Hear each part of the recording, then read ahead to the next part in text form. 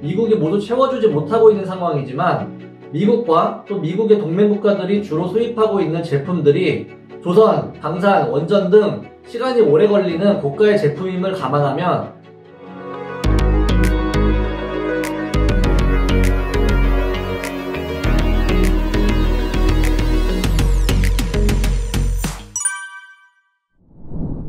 안녕하십니까, 레드버티컬 이재범입니다.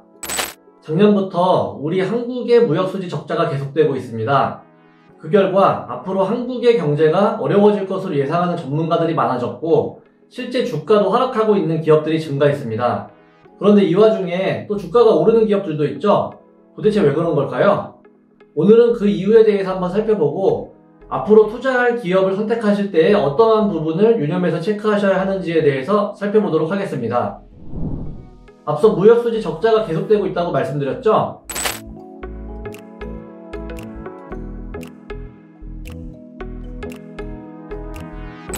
한국의 무역수지 적자는 왜 계속되고 있는 것일까요? 바로 중국 때문인데요.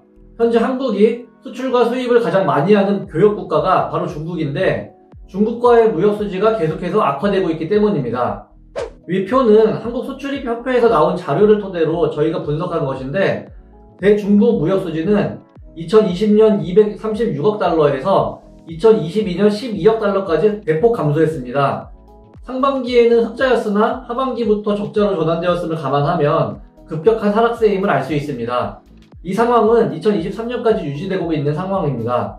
이렇게 대중국 무역수지가 악화된 이유는 중국이 수입을 줄이고 있기 때문인데요.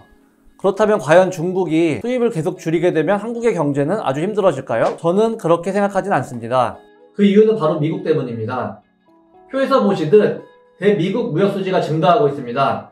2020년 167억 달러에서 2022년 280억 달러까지 증가한 상태죠.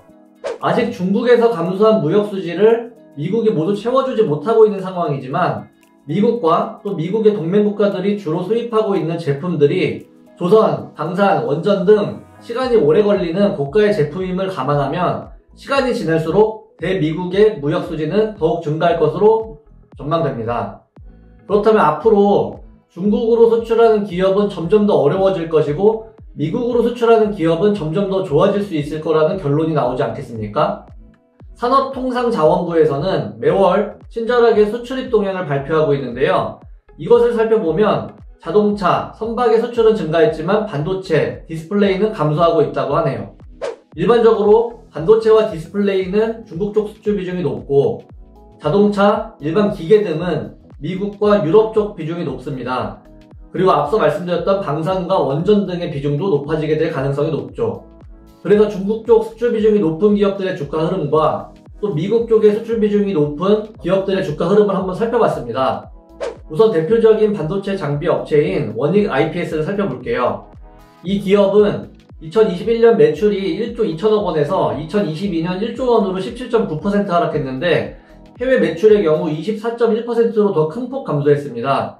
그래서 사업 계획서를 살펴보니 반도체 고객사의 중국 공장에 대한 설비 투자 감소 등으로 매출이 감소했다고 하네요.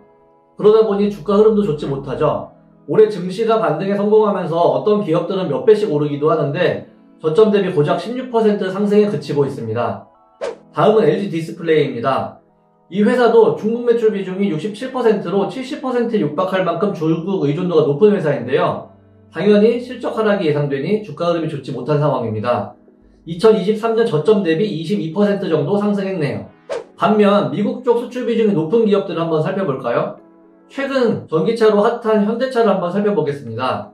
표에서 보시듯 2021년 북미 매출이 40조 원에서 55조 원으로 37% 증가한 모습을 볼 수 있습니다. 그러다 보니 긴 하락을 멈추고 상승 전환하는 모습을 볼 수 있고 2023년 저점 대비 약 40% 상승했는데 앞서 살펴보았던 중국 관련 기업에 비해서 9배 이상 상승한 것을 확인할 수 있습니다. 그 다음으로 두산 밥켓을 한번 살펴볼게요. 두산 밥켓은 북미 지역의 매출이 전년 대비 36% 증가했죠. 또 유럽과 중동, 아시아, 라틴 아메리카 쪽에서도 꾸준히 매출이 상승하는 모습을 보여주고 있습니다. 그러다 보니 주가는 이미 2021년 고점 부분까지 와 있는 상태죠. 2023년 저점 대비 약 60% 상승한 것을 확인할 수 있습니다. 앞서 살펴봤던 중국 관련 기업의 3배 이상 상승한 상황입니다. 주가는 곧 기업의 가치를 의미하는데 그 기업의 가치는 결국 기업의 실적 또는 성장 가능성에 의해서 만들어지는 것 아니겠습니까? 그리고 경영과 투자를 하는 데 있어서 가장 중요한 기업의 실적과 성장 가능성을 예측하려면 결국 거시경제를 들여다봐야겠죠. 경영과 투자를 결정함에 있어서 거시경제를 읽는 것은 이렇게나 중요합니다. 단 한 번의 판단으로 잘 나가던 회사가 한순간에 망해버릴 수도 있고 또 어렵게 모아둔 내 계좌의 돈들이 모두 사라져버릴 수도 있습니다.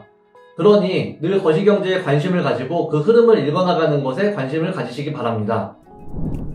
오늘은 감소하고 있는 대중국 무역수지와 또 증가하고 있는 대미국 무역수지를 보면서 그에 관련된 산업과 기업들의 주가 흐름들을 한번 살펴봤는데요. 오늘도 많은 도움이 되셨나요?